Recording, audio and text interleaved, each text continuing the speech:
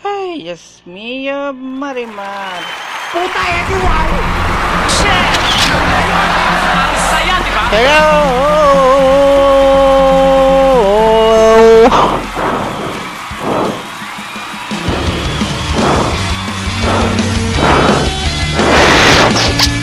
Madrid mga mre, medyo nagkakaroon po tayo ng technical problems po ngayon dahil yung signal po medyo parang hindi yata umaayon sa atin.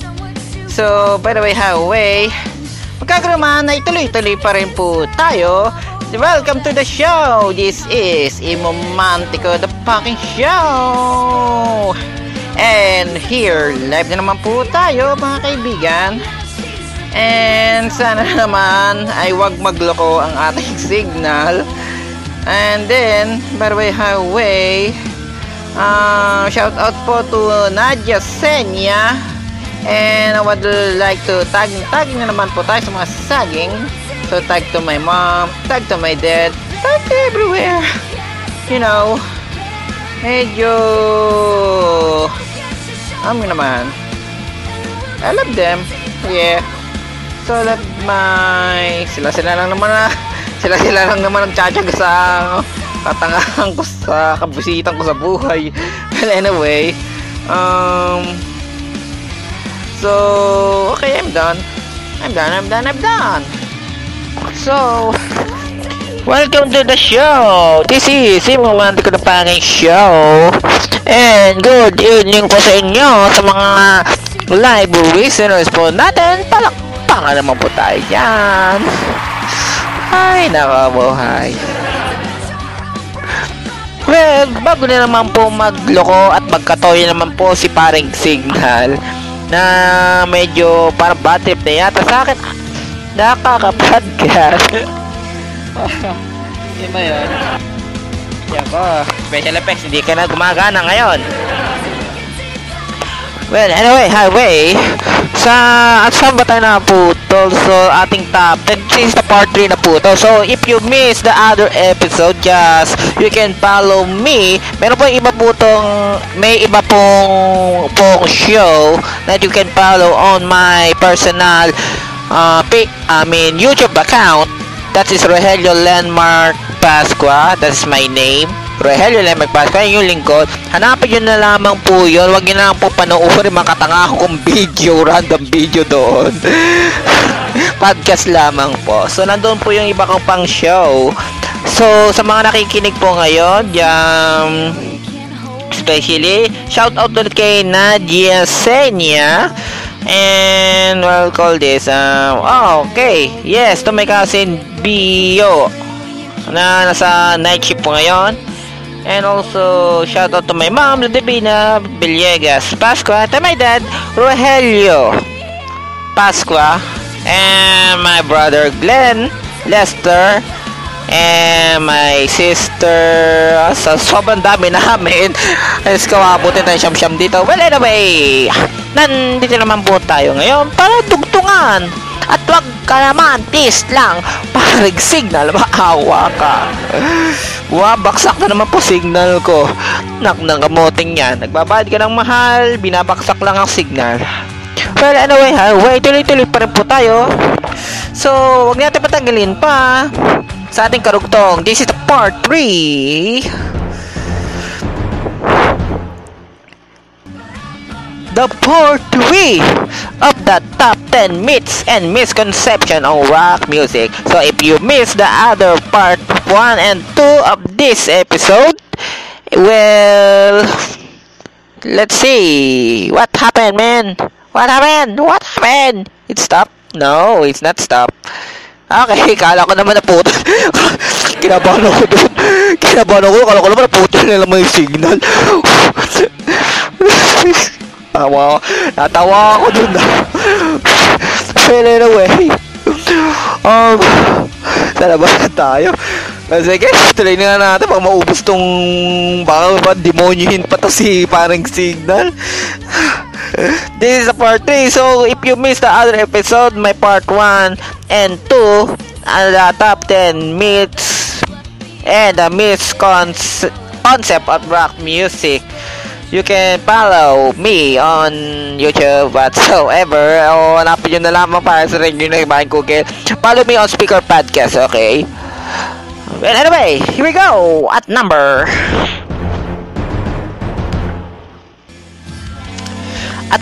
3. Number 3 na po to dahil part 3 na nga po to. So, top 10 myths and misconception of rock music. Sa mga rockista, in short, lahat daw tayong mga rockista, lahat ng mga rockista ay all musicians. Well, hindi po lahat ng mga rockista ay musician. Sabihin nga natin, may karamihan po dyan just a listener, just umaatid lang ng gigs to support their favorite band. Some of them, they cannot play any single instrument aside of their voice. You know what I'm saying, man? Sa akin lang naman, di lahat ng mga rockista ay musicians dahil some of them just supporting the scenes. Suporta lang sa eksena po ngayon. Dahil unfortunately sa mga kabaduyan, sabi natin lintik na yan, mas iniintindi pa na mga new generations ngayon, mga K-pop, Justin Bieber, leching Justin Bieber na yan, mga chasers naman na Diyos ko po, kung pagbabasahin nyo po ang music po talaga, ako hindi po ako nagmamagaling, hindi naman tumutugtog po ako pero hindi ako magaling. Yes, hindi magaling. Well, real talk po to. So, sa akin lang naman, pakiusap ko lamang po sa lahat po ng mga listeners po, sa mga nakikinig. Di na po masama po na makinig po tayo sa foreigns o sa ano man. Pero sana naman supportahan din po natin yung sarili nating atin. Bakit kanyo? Kung yung iba naman pong country, especially you American, Japanese, or K-pop, whatsoever, well, kailangan din po natin yan na supportahan din natin sariling atin. Kasi isipin nyo naman, di ba tayo naiingit sa mga sinusuportahan yung K-pop kasi hindi naintindihan, aliw na aliw kayo, di ba?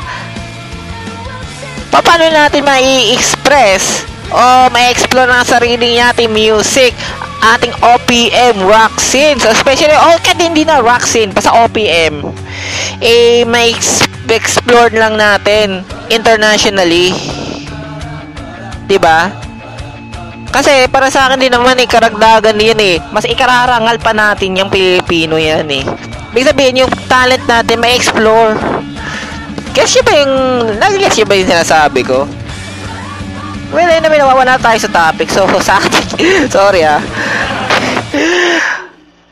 So, sa aking background, that is Paramore, Bring by Pouring Brick. So, palitan natin another Paramore song. This is Decode by Paramore, one of my favorite song of the Paramore. Well, anyway, so di lahat, yung big sabihin sa ating number 3, di po lahat ng mga rockista ay musicians. Karamihan po dyan ay mga tagang suportahan lang po talaga sa music scenes. Yun lang po yun. So, by the way, bago na tayo maubos ang ating oras, let's proceed to the number. At the number 2, ito po, sa misconception po ng mga madlang people po dyan, sa mga hindi po nakakaunawa po, o mga taong tabon po sa kuweba, na ang mga rockista po ay addict. Ay, naska po pa yun noon ko.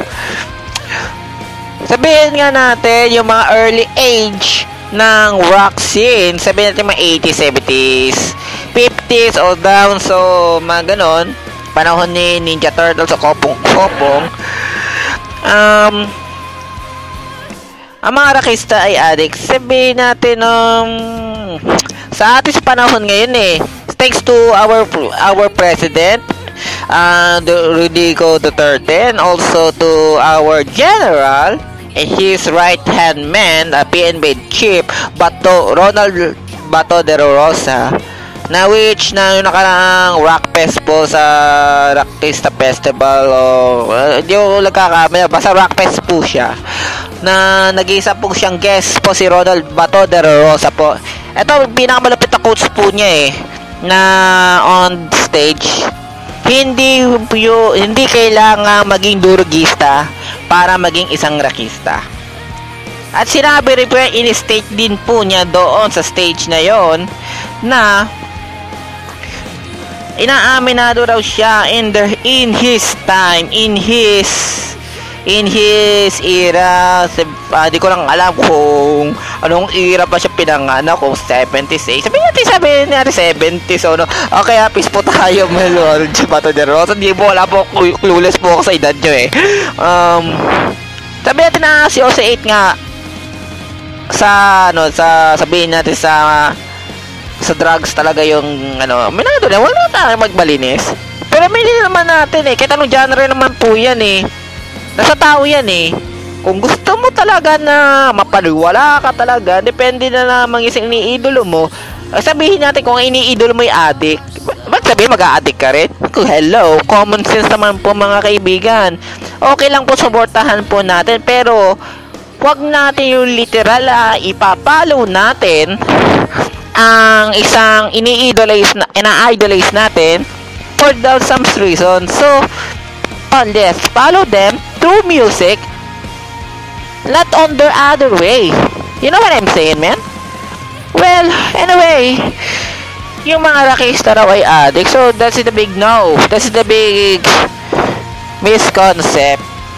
Pero aminado rin. Pero sa ngayon po, sa panahon ngayon ako kampante po ako ngayon sa eksena po ngayon sa Filipino rock po ka talaga, sa eksenang bato. Hindi yung bato na sinisit-hit iba po yun. Yung music ang bato ay malinis na po yan. Well, let's proceed to the number. At tumatakbo na po ang oras natin. So dating gawin, recap muna po tayo sa ating top 10 myths and misconcepts on rock music. From 10 to 1. And here we go. At na number 10, basta rockista, maraming chicks. At number 9, bully ang mga rockista.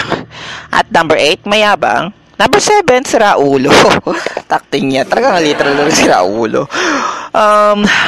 Number 6, always maingay. Number 5, pasaway. Number 4, poor hygienes. Mga may BO. Ang sakit. Number 3, lahat ng rockista musician. Number 2, addict. And here is the number 1 of the top 10 myths and a misconcept of the Filipino rock scenes. Ay, Diyos ko. Kahit hindi po OPM, kahit yung mga lagi na lang ina-associate talaga. Ito, number 1, devil worshipper. On rock scene, talagang devil worshipper talaga. Naknang. Como metal, como out of this world lang kami, all black. Hello, devil worshippers agad. Come on. Hindi po como metal. Hindi como, kahit ano genre po yan. Diba? Como maingay, como tama ba yun? Well, hindi yung kasi naiintindihan kasi. That is the art of growling. That is the art of music. That is the art of being on the rock scenes. Kung wala kayo alam sa genre, manahimik ka na lamang. Kanya nga walang basagan ng trip, ika nga, diba? Well, hindi po sa pinagtatanggol ko po to. Pero sa akin lang naman, before judging the other judge. Wala na ako sa English, ubos na ako. Okay, tagulogin ka na. Bago kayo manghusga, ay salamin nyo muna ang sarili nyo bago kayo humusga ng iba. Music lamang to. Paano na naman i-apply nyo sa totoong buhay, diba? Only God can judge us.